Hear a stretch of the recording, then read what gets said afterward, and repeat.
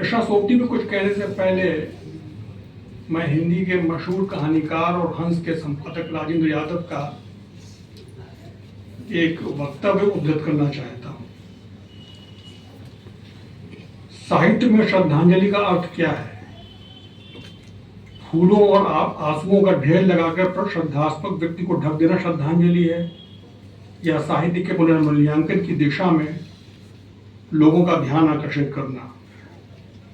सच पूछा जाए तो मुझे दिवंगत साहित्यकारों पर निकले अधिकांश लेख संस्मरण किराए पर रोने वालों की श्रद्धांजलि इसे लगते हैं। दुनिया में हजारों अच्छे उदार और विद्वान व्यक्ति होंगे, लेकिन साहित्यकार की रचनाप्रति का विस्तार और संपूर्ण विकास से उसका व्यक्तित्व होता है, और हमारी श्रद्धांजलि उसी के लिए होती है।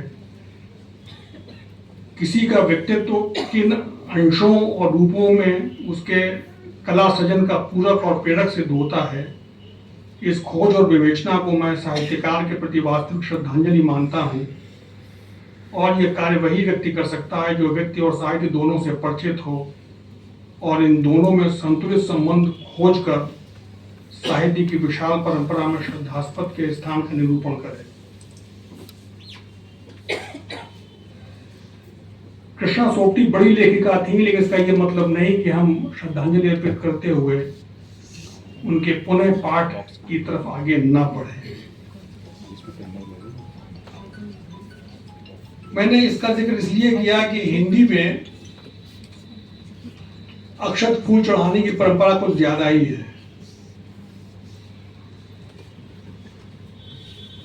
उर्दू में एक लेखिका होती थी, इसमें चगताई। उन्होंने अपने सगे बड़े भाई अजीम बेग चगताई के ऊपर एक संस्मरण लिखा था। उसका शीर्षक से ही आप ध्यान दीजिए, दो जखी।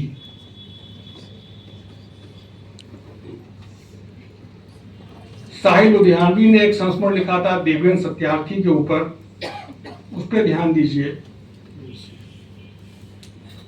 यानी मूल्यांकन हमें निष्पक्ष होके और श्रद्धा विरहित होके करना है। राजेंद्र यादव ने साहित्यकार के व्यक्तित्व की चर्चा की, तो मैं अपने बहुत संक्षिप्त वक्तव्य में कृष्णा सोपती के व्यक्तित्व की चर्चा ज्यादा करूंगा। उनके साहित्य का मूल्यांकन विभिन्न सत्रों में होगा ही, सिर्फ उनकी 4 कहानियों की चर्चा अंत में आएगी। उनके व्यक्तित्व को देखें तो कृष्णा सोपती के सबसे पहले नजर उनके सलापे पर जाती है। शायद आपको मालूम हो कि अपनी वेशभूषा पे स्वयं डिजाइन करती थी। अशोक वाजपेयी ने कृष्णा सोपती पर लिखे अपने संस्मरण में लिखा है कि उन्हें जब पहली बार देखा तो भरोसा नहीं हुआ कि वे हिंदी की एक लेखिका हैं। इस संबंध में बड़े कॉमिक अंदाज में कृष्णा सोपती ने लिखा है कि देखिए, इस ड्रेस में हमें बड़े बड़े फायदे हैं। लोग समझते हैं कि हम कहीं के प्रिंसेस हैं।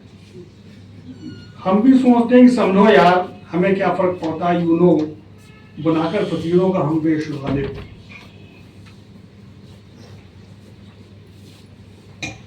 सच पूछिए तो कृष्णा सोपती के व्यक्तित्व में एक त्रुटि रहती थी। कुछ एक घटनाओं के वर्णन से यह प्रकट हो जाएगी। एक तो कृष्णा सोपती के ऊपर संस्मरण लिखना आबैल मुझे मार वाली हालत दूर करना था। वैष्णव व्यक्तित्व का तमगा हासिल किए हुए नरेश मेहता ने जब कृष्णा सोपती पर संस्मरण लिखा तो उसका नाम था एक अपरिभाषित बांधवी, जो सारिका के मार्च 1980 के अंक में छपा। तो कृष्णा सोपती इतनी नाराज हुई कि उन्होंने नरेश मेहता से बातचीत ही बंद कर दी। राजेंद्र यादव ने अपनी किताब औरों के बहाने में कृष्णा जी पर लिखा, तो कृष्णा सोपती के गुस्से का कोई और छोर न था।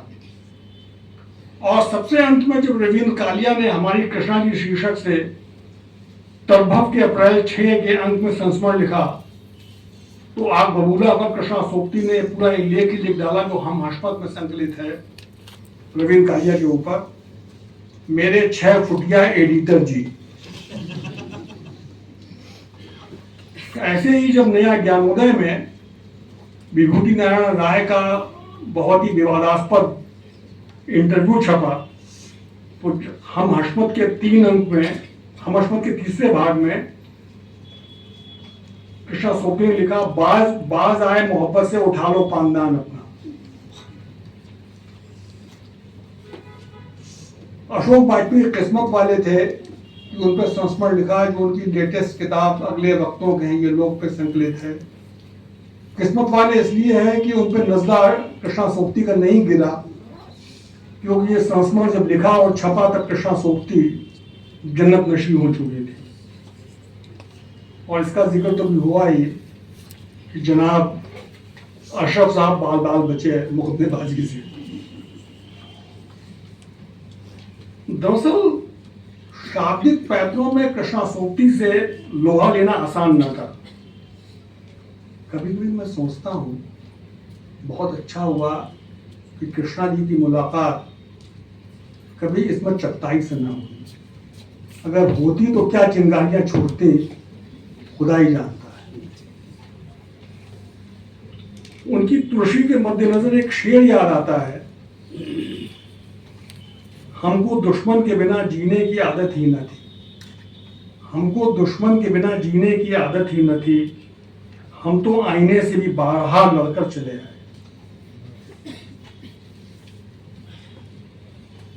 अब मैं उनकी चंद 4 कहानियों की चर्चा संक्षेप में करूंगा, जो उनके कहानी क्षेत्र में टर्निंग पॉइंट्स हैं। इससे पहले अभी इसका जिक्र मैं करूं कि कुछ एक पूर्व वक्ताओं ने उनके उपन्यास जिंदगी नामा का जिक्र किया और बताया कि विभाजन के ऊपर या अविभाजित भारत के ऊपर बहुत बेहतरीन किताब है। देखिए, सच पूछिए तो भारत विभाजन को लेकर सर्वश्रेष्ठ उपन्यास अगर किसी का है तो यशपाल का झूठा सच। उसके मुकाबले का उपन्यास अगर कोई है तो एनी बीबी कुरतुल्लाह हैदर का आग का दरिया, या भारतीय उपमहाद्वीप के लेखक अब्दुल्ला हुसैन का उदास मसले। और तो और जिंदगी नामा में जिस पंजाबी जनजीवन का वर्णन है, वो पंजाबी जनजीवन भी हिंदी के मशहूर उपन्यासकार बलवंत सिंह के काले कोट से बेहतर नहीं है। बहरहाल इसका मूल्यांकन तो आगे सत्रों में होगा। मैंने कहा कि मैं उनकी 4 कहानियों की चर्चा संक्षेप में करूंगा। पहली कहानी है बादलों के घेरे। वर्षों पहले विद्यार्थी जीवन में जब मैंने ये कहानी पढ़ी थी तो अवसाद से मन भारी हो गया था। अद्भुत एटमॉस्फेयर की क्रिएटर है ये कहानी। यहाँ आने से पहले जब मैंने दोबारा वर्षों बाद ये कहानी पढ़ी तो वैसा ही प्रभाव पड़ा, हालांकि परिवेश पुराना हो चुका है। ऋषिकेश मुखर्जी की फिल्म आनंद की याद दिलाती है ये कहानी बादलों के घेरे। दूसरी है सूरजमुखी अंधेरे के। यहाँ पे एक चीज का जिक्र करना जरूरी है कि हिंदी में एक बड़ा घड़िया धसान चल रहा है। या तो प्रकाशकों की बदमाशी है, जिसमें लेखक भी की सहमति रहती है कि कहानी को उपन्यास के रूप में छाप देना। सच पूछिए तो सूरजमुखी अंधेरे के, लड़की, यारों के यार, डार्क सेंचुरी सब कहानियां हैं, लेकिन देखिए किताब रूप में जब ये आई तो उपन्यास के रूप में छाप दी गई। सूरजमुखी अंधेरे के वास्तव में सारिका में छपी थी और इसकी थीम इतनी बोल्ड थी कि टाइम्स ऑफ इंडिया समूह ने इसको वहीं रोक दिया। उसका दूसरा तीसरा भाग नहीं छपा, बाद में पुस्तक रूप में सामने आई। वास्तव में ये उपन्यास नहीं कहानी है। सूरजमुखी अंधेरे के पढ़ने पे जिस पे नजर सबसे पहले जाती है जैसा बेडरूम सीन कृष्णा सोपती ने लिखा है वो बेहद कठिन कार्य है। फौरी खतरा यह होता है कि पोर्नोग्राफी ना लिख मारे आप। इस कहानी के बेडरूम सीन को पढ़ने से ऐसा लगता है जैसे छायावादी कविता मानसव धरातल पर आ गई हो। इसकी टक्कर का एक ही सीन फिलहाल मुझे याद पड़ता है, सुरेंद्र वर्मा का उपन्यास मुझे चांद चाहिए में हर्ष और वर्षा वशिष्ठ का, जहां बहुत सधे हुए कॉमिक अंदाज में यह वर्णन मिलता है। तीसरी है ये कहानी ए लड़की। वास्तव में यह सूरजमुखी अंधेरे का द्वितीय भाग है, अघोषित रूप से। यानी जो चीजें सूरजमुखी अंधेरे में रह गई थी वो यहां पूरी होती है। इस कहानी पर आने से पहले यह बताना यहां बहुत जरूरी है कि 1964 में सिमंद बवा, जियापाल सात्र की सहधर्मिणी, जो खुद बहुत बड़ी लेखिका थी, जिन्होंने एक बहुत मशहूर किताब लिखी है जो हिंदी में उपलब्ध है, द सेकंड सेक्स। उन्होंने ऑटोबायोग्राफिकल नॉवेल, आत्मकथात्मक उपन्यास लिखा था, ए वेरी इजी डेथ। ये भी उपन्यास हिंदी में उपलब्ध है और इसका प्रकाशन समंद बाबा की मृत्यु के साल भर बाद हुआ।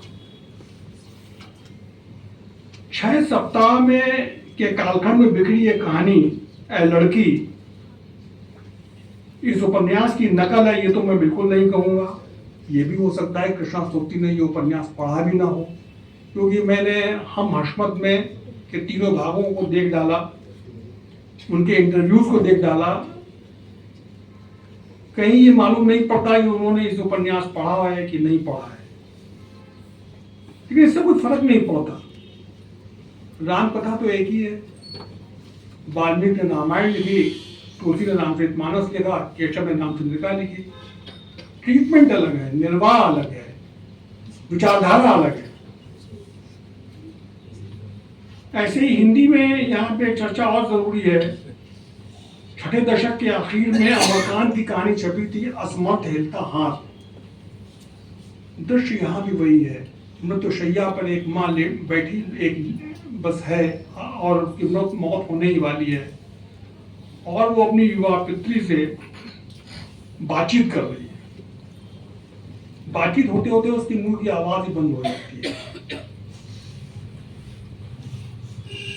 विडंबना यह है कि मृत्युशैया पर उसका हाथ हिल रहा, वो कह नहीं पा रही है। वो कहती है कि तो अपने सुखी जीवन के लिए प्रेम विवाह कर लेना। और वो लड़की ये सोचती है कि माँ अपने हाथ को हिलाती हुई यह कह रही है कि प्रेम विवाह मत करना, इससे समाज में तुम्हारी घर की खानदान की नाक कट जाएगी। असमर्थ हिलता हाथ। कुछ वैसा ही प्रभाव ये कहानी ये लड़की डालती है, जहां माँ एक मोनोलॉग सा करती रहती है, आत्मलाप सी करती रहती है लड़की से।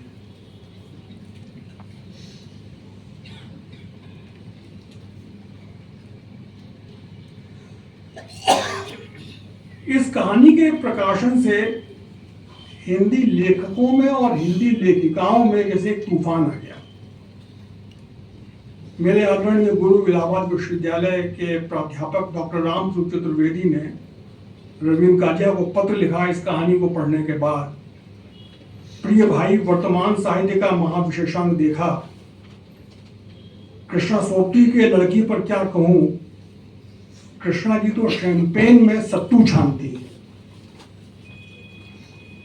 मार्कंडेय, अष्ट और दूधनाथ सिंह ने तो प्रशंसात्मक टिप्पणी लिखी, लेकिन इस कहानी का विरोध भी उतना ही हुआ।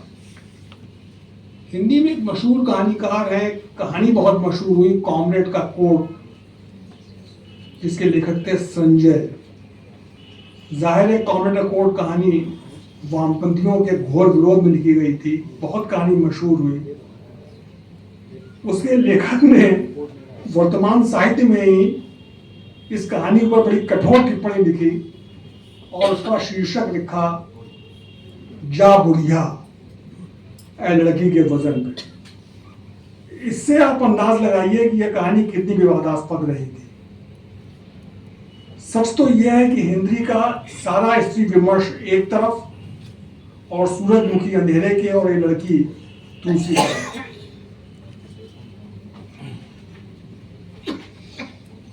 और सबसे आखिर में उनकी कहानी यारों के यार। मित्रों मरजानी और अन्य कहानियों की तुलना में इसका जिक्र अपेक्षाकृत कम होता है, और अगर होता भी है तो इसलिए कि इस कहानी के कंटेंट पर कम, इसमें प्रयुक्त मर्दानी गालियों पर ज़्यादातर, यानी जिन गालियों को पुरुष लेखक भी लिखने की हिम्मत नहीं कर सकते, कृष्णा सोपटी ने धड़ल्ले से और बेबाकी से लिखा। यह कहानी 1967 में नई कहानियां में छपी थी, बिल्कुसानी ने छापी थी, और इसमें प्रयुक्त गालियों के ऊपर इतने पत्र आए कि कृष्णा सोपटी के समर्थन में यशपाल ने बाकायदा एक पत्र लिखा और कहा कि ये गालियां उस कहानी की कथावस्तु का अभिन्न अंग है। इस कहानी के प्रकाशन के बाद मन्नू भंडारी ने कमलेश्वर को लिखा कि इस कहानी को पढ़ने के बाद पुरुष रचनाकारों को अपने गुर्दे निकलवा लेना चाहिए। दुनिया भर की जालसाजियों, दंडभंग, बेईमानियों, ये किन प्रकारेण आगे बढ़ने और दूसरे गले पर पांव रखने वाली चरित्रों की कहानी है यारों के यहाँ। इस पूरी कहानी में इसका प्रमुख पात्र सूरी मिसफिट है, बेबस है, कुंठित है, न तो व्यवस्था को तोड़ फोड़ सकता है, घुरता रहता है। माहौल इतना सड़ चुका है कि हरिवंश राय बच्चन की एक कविता याद आती है,